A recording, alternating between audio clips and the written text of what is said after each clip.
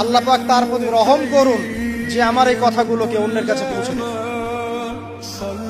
নবীজির ভাষণ। এরপর নবীজি বলছেন, জেনে রাখো নিশ্চয়ই তোমাদের পরস্পরের, মুসলিমদের পরস্পরের সম্পদ, পরস্পরের রক্ত, পরস্পরের এই যে জান মাল ইজ্জত, এগুলো একে অপরের জন্য হারাম।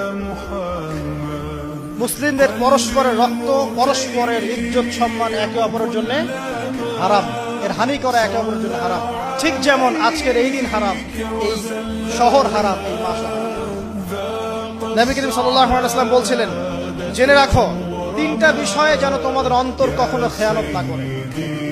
তিনটা বিষয়ে তোমাদের অন্তর যেন কখনো খেয়ানত না করে। এক, তোমরা যে কাজটাই করবা শুধু আল্লাহ পাকের সন্তুষ্টির জন্য করবে। তোমরা যে কাজই করবে শুধু আল্লাহর সন্তুষ্টির জন্য করবে। তোমাদের শাসক বর্গের কল্যাণ কামনা করবে।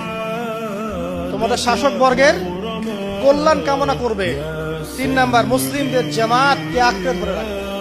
মুসলিমদের ইউনাইটেড কমিউনিটিকে আঁকড়ে ধরে থাকবে। এই তিনটা বিষয় পালনের ক্ষেত্রে তোমাদের অন্তর যেন খেয়ানত না করে।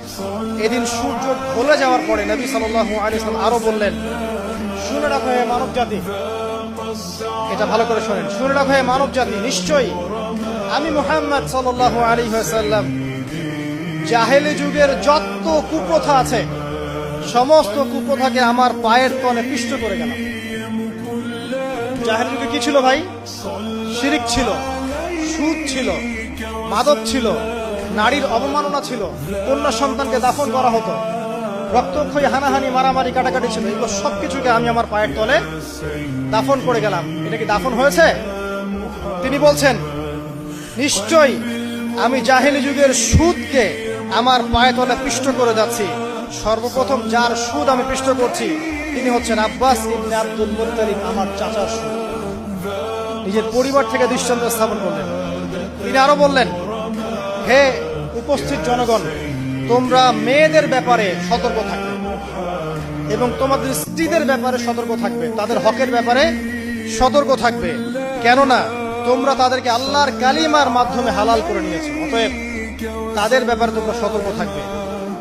তোমাদের উপর তাদের হক হচ্ছে তোমরা যা খাবে, যা পরবে, তাদেরকেও তাই খাওয়াবে, তাই পরাবে।